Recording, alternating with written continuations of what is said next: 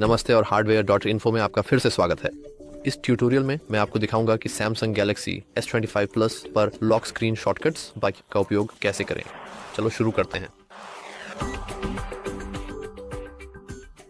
तो सबसे पहले हमें जाहिर है कि अपनी लॉक स्क्रीन में जाना होगा और जैसा कि आप देख सकते हैं यहाँ दो बटन हैं। एक फ़ोन कॉल्स के लिए है और कैमरा या सिम माइक। अगर हम दाईं ओर के बटन का उपयोग करना चाहते हैं तो बस इसे पकड़ें और विपरीत दिशा में स्वाइप करें। कैमरा के लिए यह है बाईं ओर, लेकिन अगर हम बाईं ओर के बटन का उपयोग करना चाहते हैं तो बस दाईं ओर स्वाइप करें।